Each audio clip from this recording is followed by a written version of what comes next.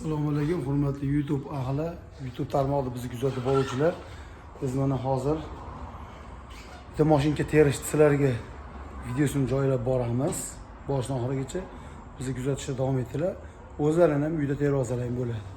Bizga kerak bo'ladigan narsalarni ko'rsatib o'tamiz, qaranglar. Bizga kerak bo'ladigan narsa bitta 14-12 kulch, bitta 18, bitta 11 zaril bo'ladi. Aytaylik, bular endi o'zimiz uchun qulaylik. Shurpaver kerak bo'ladi. Shurpaverim endi zaryad tugab qolgan ekan. Drilim ham bor, drilimdan foydalanyapman. Bizni kuzatishda davom etinglar. Hozir mashinkani ochib, terishni joylab boraman. Yaxshilab kuzatib boringlar. Bitta like, podpiska bo'lishni unutmanglar. Sog' bo'lasizlar. Şimdi boshlaymiz.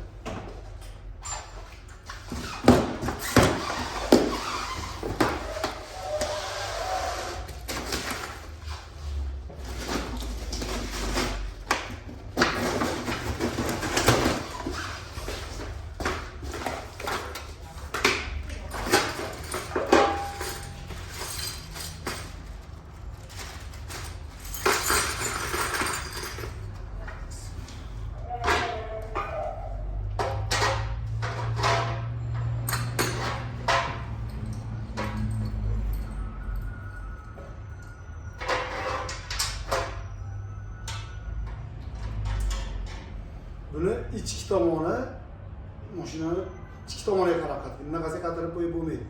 O'zi vannasi bor. To'g'ri deb qoladi shuni.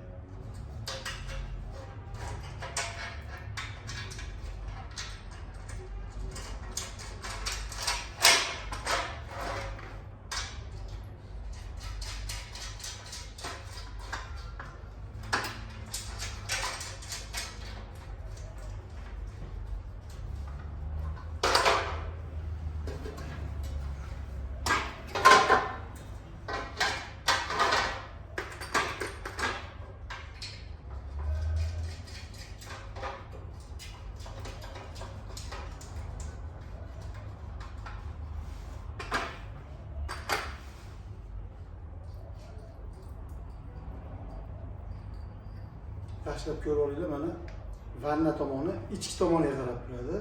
Ichkaridan qo'yilganda chuqur tomoni tashqari tomoniga qarab turadi. Ba'zan qarang.